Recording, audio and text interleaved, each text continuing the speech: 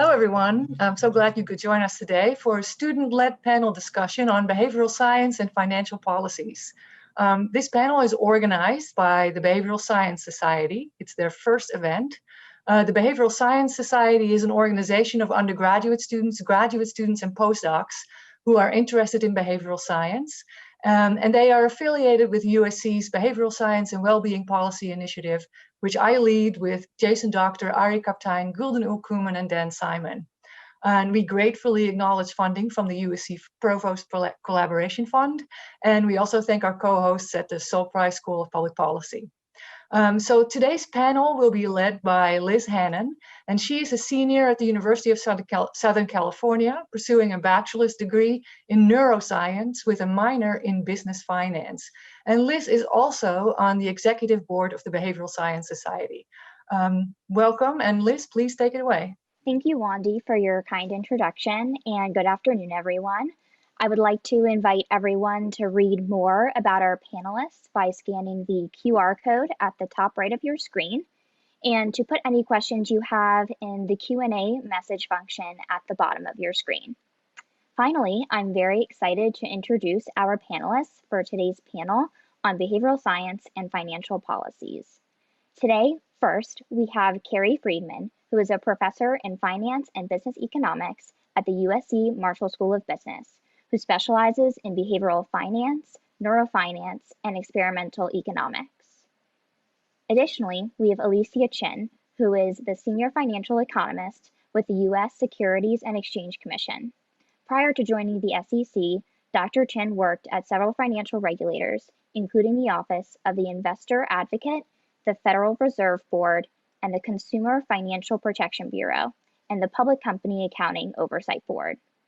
Finally, we have Vedran Lesic, who is the Senior Advisor in Behavioral Science Insight at Competition and Markets Authority. He previously worked with the Behavior Insight and Research Team at Her Majesty's Revenue and Customs. He is an associate faculty at the Center for Decision Research at the Leeds University Behavioral Business School. Finally, I would like to introduce our panelists and let them give a brief introduction about their background, work, and research. I'll go first. So first, thanks to Liz and to Wandy and the whole group here for putting this together. So like Liz says, I'm a professor in the finance department here, and I thought I would just begin with a little bit about my research and how it connects a little bit to this theme of behavioral science and financial policy. So most of my work, my research focuses on psychological and cognitive mechanisms that drive financial decision making. So one example, for instance, would be looking at how to optimally design financial statements, either on paper or more so, in the last 5 or 10 years, how these financial statements should be deployed online. And so we look at and we do experiments on these types of processes in the laboratory here at USC to test, let's say, how a particular intervention could lead to increased trading performance. And in one particular study I've been working on the last year or two is looking at how making salient sunk costs for investments could either help or hinder certain types of investments. But then importantly, another strand of research that we're looking at in my lab is how these principles that we identify in the laboratory extend into the field or extend into real financial markets. And we're finding that actually the external validity of a lot of these behavioral science principles that we document in the lab are actually showing up quite in the same manner in the field. And I want to just emphasize that I think it's important for this type of research to have this dialogue between lab and field, because there's a lot of things we can learn from one that we cannot learn from the other. And also, for instance, if we wanted to look at how an investor responds to, let's say, a small cosmetic change in a financial statement, that's great. But then we don't get to understand how firms would respond to that same thing by a regulatory agency if we're only looking in the lab. So these types of kind of dual research at both the lab, field, and mechanism and behavioral level, I think are all extremely important. So I have a few more things to say, but I think I'll pause for now and maybe just pass it on to the next panelist. Hi, everyone. My name is Alicia Chin, and thanks for inviting me. As Liz mentioned, I have served as a researcher at various financial regulatory agencies, including the CFPB, PCAOB, and now SEC. I have to mention that all my remarks do not necessarily reflect the views of any of those agencies and should be considered just my personal views. So in each of the places that I've worked, I have been working to integrate research findings from behavioral sciences into both programs like financial education outreach, as well as actual rulemaking activities. So working with attorneys and policymakers to consider new laws and helping them think about how behavioral science might inform the shape of those laws and what would be most effective. I think overall, this work has been extremely valuable and interesting for me, very rewarding.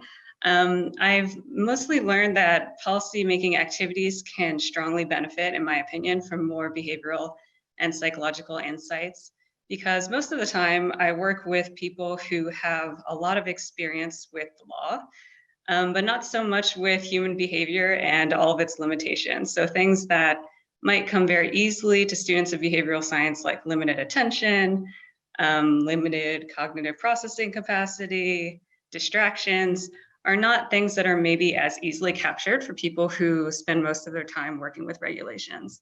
So trying to bring some of these, what we might think of as kind of more basic insights to these experts has been very interesting for me. More recently, we've kind of embraced this language around a theory of change at the SEC, the group that I work with, which is trying to help push policymakers to think about the whole cascade of intervention, all the intervening effects, and then what their ultimate outcome might be. So if you think about, for instance, presenting people with new information, is it simply that you want them to receive information, or is it that you want them to pay attention to the information, make a better decision, not be distracted while they're reading, be able to map their own preferences onto that information, and then actually enact a decision? And once you start thinking about the whole cascade, the whole set of processes, sometimes we can think about alternative policy initiatives or interventions that might be more effective because they intervene later in the process or might have a bigger impact. So I'm looking forward to the discussion today. Thanks, Alicia. So hello, everyone. My name is Vedran Lesic. I want to first say massive thank you to Vandi and Patricia and UCS for inviting me to kind of participate in this panel. I'm joining you today from London.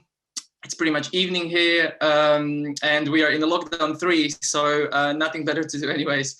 So I'm going to talk today about 2 institutions that I'm currently and that I've been working in. One is HMRC, which is Her Majesty Government of Customs and Revenues. This is pretty much an institution similar to IRS in the US, and the other one is Competition and Market Authority, which is kind of, I think, equivalent of Federal Trade Commission.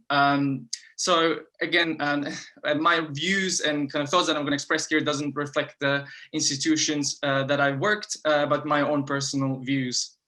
So yeah, I'm a behavioral insight specialist, and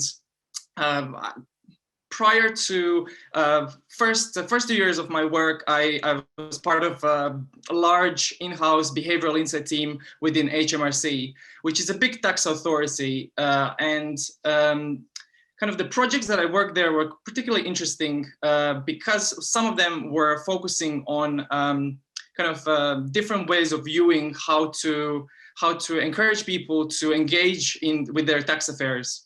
And one aspect that I was looking at is how to increase the level of trust, because trust is deemed to be one of the biggest predictors of voluntarily tax compliance, and how that influences in a way overall financial behavior of its citizens. So I looked into understanding that and how kind of that relates to trustworthy behaviors that are linked to kind of trust building interventions later on. I've also looked at into and worked on projects that involve large field experiments on encouraging taxpayers to file their tax returns on time, and kind of looking at different steps in the process of filing your tax return, making that process more accurate for taxpayers and so on. So that's been kind of part of my work in HMRC. I recently started and joined CMA, and this is a kind of a different institution that is more focused on legal aspects of consumer protection and competition policy. And then within the remit of competition and consumer protection, I've been focusing on online choice architecture and what kind of has impact on consumers and businesses, which has become particularly important, I think, since the beginning of the pandemic, where a lot of businesses and a lot of financial activities is happening online in a digital world. So those practices that have happened there has particular impact on transactional decisions that consumers are making, but also kind of how does decisions affect competition and businesses that are competing for those same customers. So I'm gonna hopefully share today a bit of my views, what I've observed and kind of projects that I've researched. I have to note that my background, what I did for my PhD is in the field of energy and in climate change. So I've jumped from one big topic to another. So I'm pretty kind of new to financial policies in depth. So I'll hope to share the best of my views. Thank you. Thank you to all of the panelists for your intros. So in your point of view and based on your research and work, what role does behavioral science play in financial policy? And what are some of the ethical concerns of using behavioral science to inform and nudge financial behavior? Okay, so I'll take a stab at this first. So first, I should say my background is in economics. So it's great to have kind of a broad array of backgrounds here on the panel. And the way maybe I'll answer this question is from the traditional economist perspective, and then I'll fuse it maybe a little bit with some extra behavioral science perspective, because I think that's important. So I think traditionally, if you're trying to get, if you're the government and you're trying to get citizens to behave in a particular way, I mean, one of the more salient traditional levers that the economist or policymaker will use is through taxes. And so they'll try and implement a tax that will, hopefully affect behavior in a way that our standard economics textbook would suggest. And obviously the idea would be something like, if you tax a particular good or service, you would expect the consumption of that good or service to go down. But that doesn't always happen for reasons that people have already mentioned here, like limited attention. For example, maybe I just don't know that a particular tax change has occurred. Maybe that tax change, even if it's known to me, is complex, and I can't fully internalize how that should impact my economic behavior. So already I think there's room for some behavioral science to think about how to better conduct tax policy. But more generally, what I see as these nudges or other behavioral science principles is basically just another complementary lever that policymakers and regulators can use to affect behavior. And to get to the kind of thorny issue that you raised about the ethical concerns of using behavioral science, the way I think about it is basically those ethical concerns should also apply to tax policy. It's just that tax policy is a lot more objective to analyze, because we know what we have the numbers, we know exactly what the policy is. Whereas the behavioral science policy, how could that be enacted? Well, maybe we regulate in such a way that firms need to be more transparent in the way that they present information to investors or to consumers. But measuring that, to me, is a lot harder. It's more subjective, and it's also less clear, both to consumers and regulators, exactly how effective these types of policies are. And so I think in that way, that's kind of the extra layer of ethical concern that we have to deal with when we're talking about behavioral science and nudges, compared to just kind of standard tax policy, which would be kind of in the back pocket of the traditional economics way to impact behavior. So that's my initial take, but I'm happy to maybe move and respond after we hear from some of the others. So I have maybe a little bit of a different perspective, but it is overlapping in some areas. So the ethics of behavioral science is actually something I was very concerned about when I was still a student in my PhD program.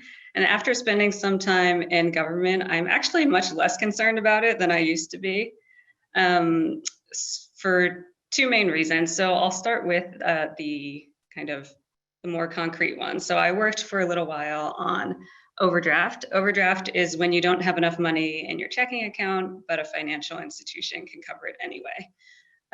Overdraft is an interesting context because there actually is a default that was already written into place by the Federal Reserve Board. So I didn't work directly on setting the default, but in the public information about that rule, you can see some of the thinking and research that the policymakers did in setting the defaults. So they had considered the research on default effects. They considered baseline research on consumer preferences for what kinds of transactions they would want covered or not. And in at least the US context for federal government rules, there's often something called notice and comment, which is an interesting process where policymakers will release a draft of a potential law, and then any interested party, to my knowledge, can write in with comments about the rule. And so in the overdraft context, there were statements from both industry and consumer advocates commenting on the default in particular, whether they liked it or didn't like it, whether they thought it would be beneficial or harmful, with some beliefs about how strong the default was going to be, driving those comments. And so the policymakers that I've worked with have thought hard about defaults and other tools that I think would be considered standard behavioral science interventions. So in the concrete policy space of thinking about a potential default effect or another kind of nudge, I am comforted by the fact that a lot of policymakers will think very carefully about this. So it's not something that's going to happen kind of just off the cuff. More broadly, I think echoing some of what Cary said, I'm not sure that we should be uniquely concerned about behavioral science and ethics in policymaking, more so than other kinds of policy techniques. So any action whether we take, whether it be a tax, more information to the market, or a strict prohibition on a product, comes with costs and benefits and consequences. And there are ethical concerns about any of those strategies. In addition, I would say inaction, doing nothing, also comes with its own ethical considerations. So just like in the overdraft context, the policymakers that I have worked with will think very hard about these outcomes, and they are informed kind of on a day-to-day basis because they're thinking about these decisions all the time. This is a situation that they're used to dealing with. Not to say that maybe they always get it right, but that there are definitely people thinking very hard about this. And I'm not sure that behavioral science is necessarily any different than any other kind of policy action that we would be considering. Yeah, I think I agree with you, Alycia,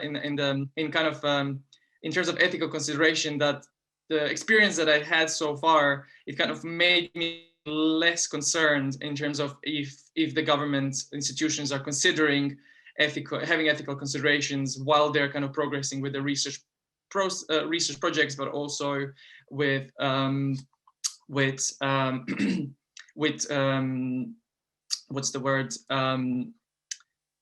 some of the communications that they're designing as well, to communicate and policies out towards the public.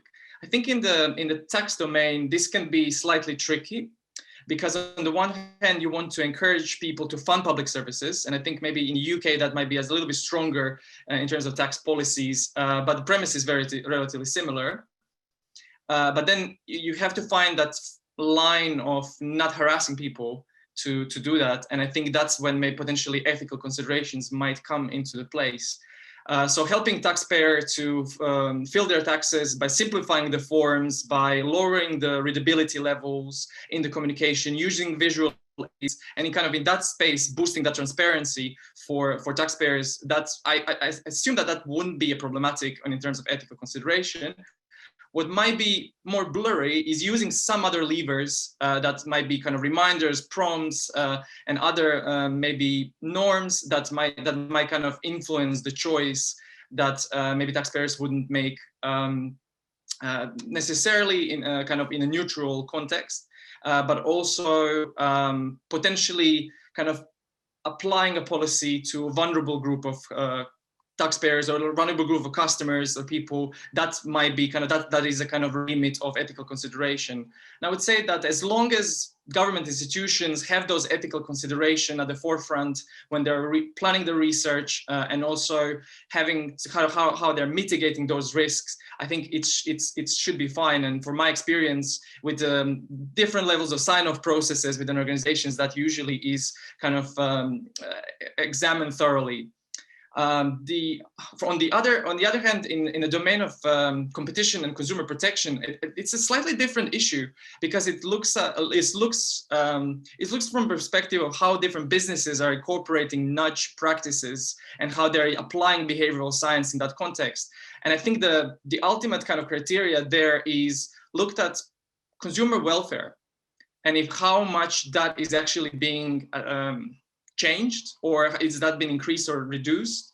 And if that has been kind of changed in a way, that might consider if potential behavioral nudges or practices are harmful, and that might be unethical as you go down the line if it's changing that that behavior in any sort of way that is kind of harming the consumer, but also reducing competition among businesses and so on. So it's looking at those different types of decisions and kind of analyzing and seeing where the situation is. And that's kind of from a point of more legal regulatory body where I'm at now. So it's an interesting, I think both institutions that I've been in, and I think when it comes to ethical consideration, have been kind of thinking about that in advance. And I think each companies and who are applying behavioral science should have that considerations while they're kind of developing their projects. Thank you all for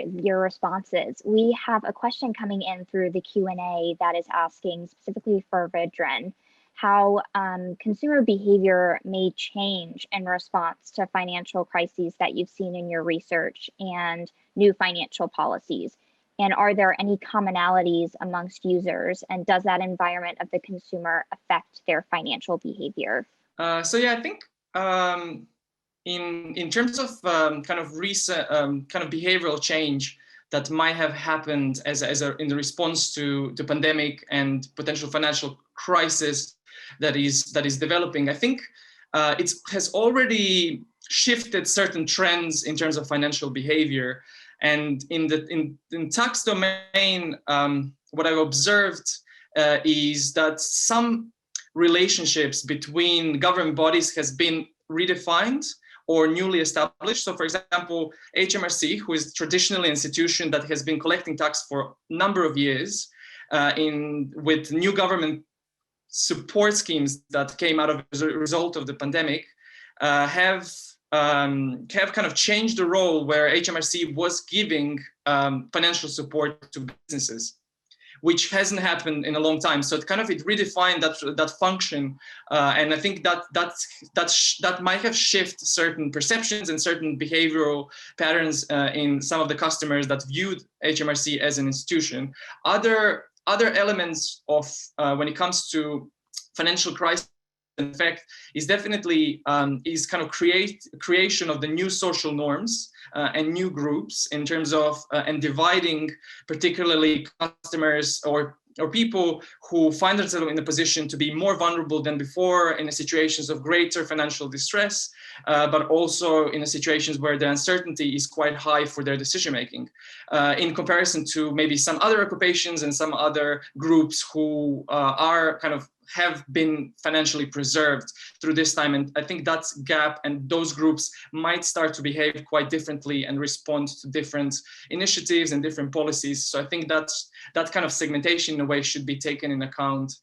And I think the last bit that I would mention is migration towards digital space. And I think digital behaviors that are probably driving kind of e-commerce is going to change and shape the way the financial policies should be in some way regulated. And I think this is a great opportunity for a research community to actually expand their portfolios and research projects and kind of try to understand and unpick different behavioral biases that are kind of driving certain trends in consumer behavior. These are some great observations. We also have a specific question for Cary Frydman. What is your opinion on the economics behind the GameStop short squeeze and how companies like Robinhood responded to the influx of trading for GME? Do you see events like this happening more often, and what are some of the potential consequences? Yeah, that's an interesting one. Obviously, one that got a ton of attention quite recently. So my opinion is I think there were at least two major forces that contributed to the GameStop episode. And one, I think, was just this motive of small or individual investors, as opposed to Wall Street, to try to so-called stick it to the big investor. So there's this concern for kind of relative wealth, or my returns haven't been as high. I've been out of the game. I've been getting, for lack of a better word, screwed for a long time. And I want to basically show or exhibit some action to kind of rectify that. And the second component was the ability to coordinate, because that was a crucial component for this phenomenon to come about. And what I mean by that is, in order to have this kind of collective body of small investors all come together and then try and run up the price of the stock, there had to be some mechanism, there had to be some platform for this to occur. And obviously this was through places like Reddit or online message boards. And I think the interesting thing to me is the sort of positive feedback or the reinforcement between the two components, meaning that the Reddit platform or other types of online message boards or even Twitter helped with the coordination motive. But I think also through the coordination, it sort of additionally fueled and amplified this concern that these guys were losing out. And so you have this kind of two-way street, or one-way street rather, where people are, they're concerned about fairness, they coordinate, and then that coordination further fuels the desire to want to run up the stock. On the Robinhood point, so this was interesting. I taught a class, as Liz knows, she was in my class last semester on behavioral finance, and Robinhood made it was a common topic for discussion. And for better or for worse, I think some of my students were investing during class, but I don't take any nothing wrong with that as long as they're winning. But I do think that what we saw in late January were some of the costs that may have been hidden to people before this episode. And what I mean by that was, for instance, the halt on trading. So for instance, there was, there were people saying, oh, this is a free trading platform. There's all these things, Robinhood is giving away some of these assets for free, or they're at least lottering them off. But that was a benefit, but what we didn't see was the cost. And the cost didn't come about until the trading halt was realized. And that's actually an enormous cost. If you don't know ahead of time that you're not going to have the ability to trade when you want to, then that's something that should be baked into your, your decision about whether to participate in the stock market, in particular on that platform.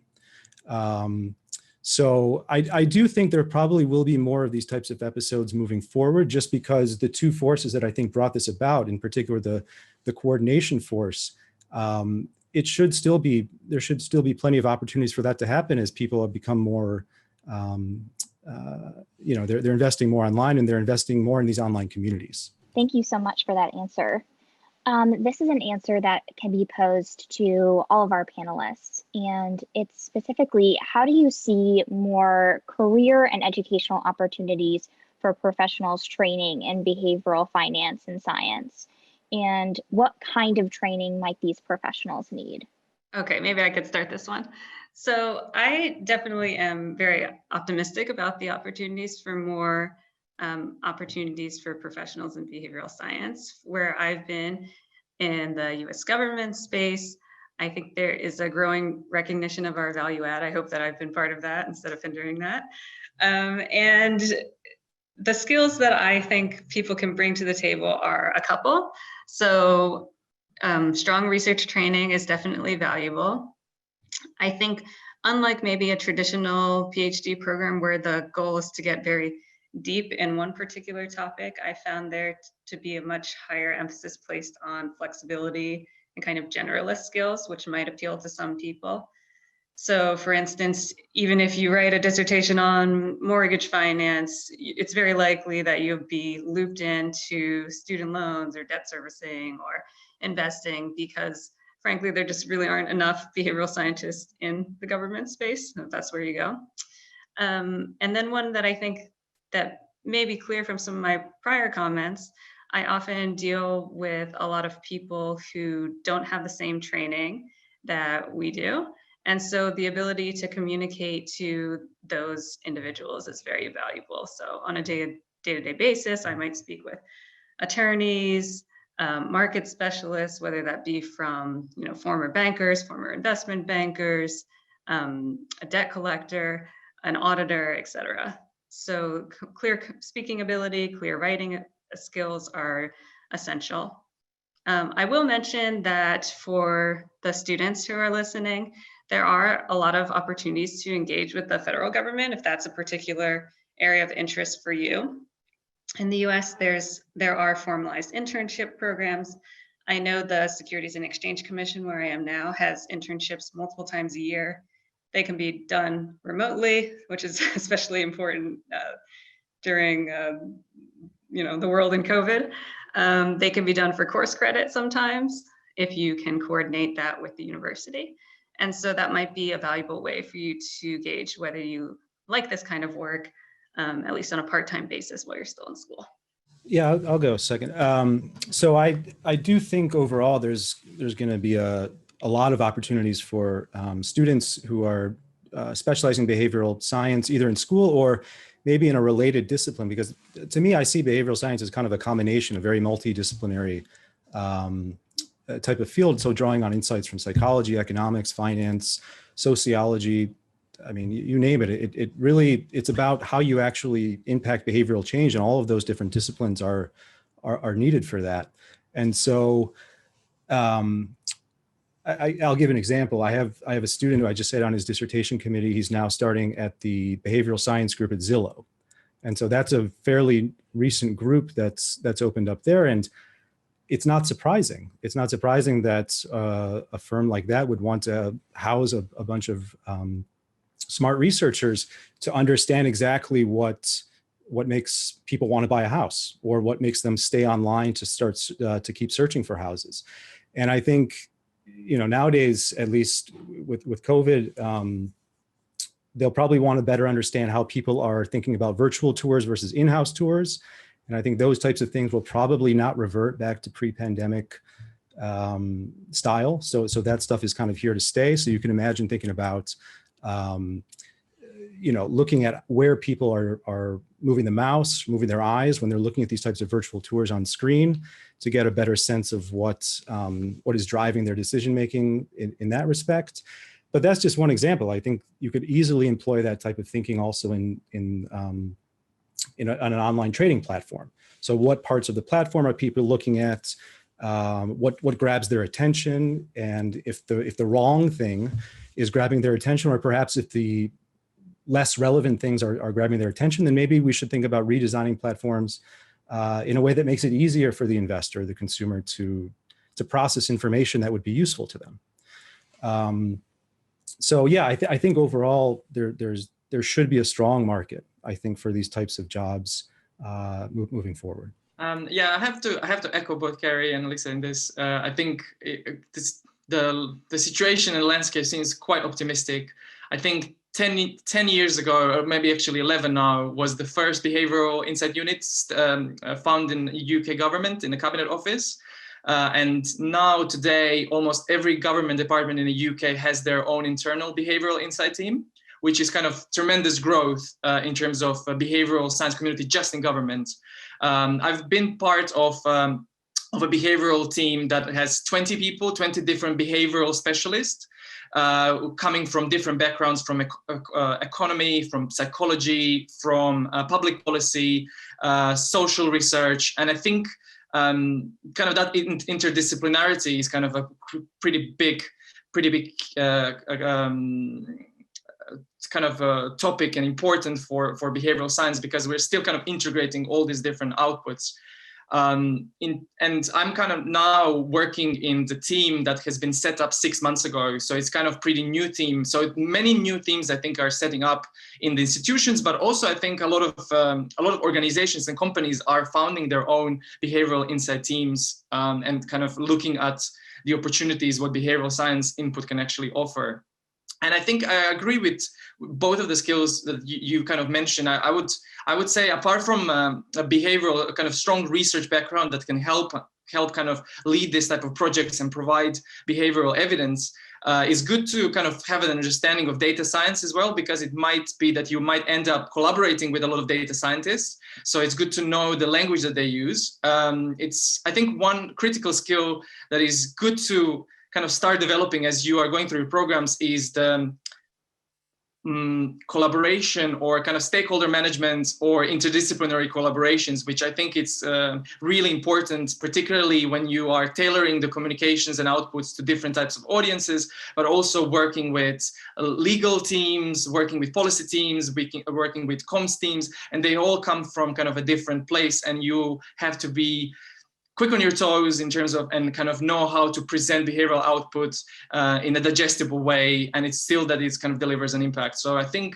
looking at kind of those maybe 3 areas of kind of research background, those management skills of kind of how to navigate through many groups of people, and also communicate your outputs in a digestible and meaningful way is really, really important. But I think overall, I think this is just, I think, the beginning of behavioral science in terms of career opportunities, and I think programs around the world that are offering education.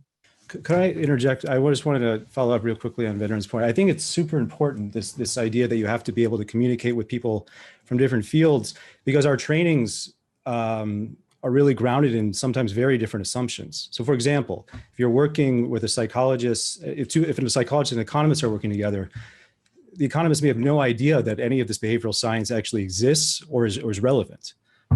So it's very crucial to also, I think, implement these behavioral science principles as a behavioral scientist when you're actually trying to negotiate or work in a team.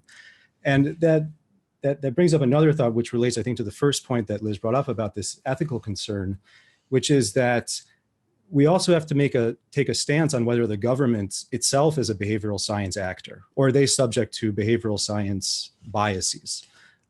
Because if we take that off the table, then that's I think us also acting by just assuming that the default of no behavioral science in government is the right one.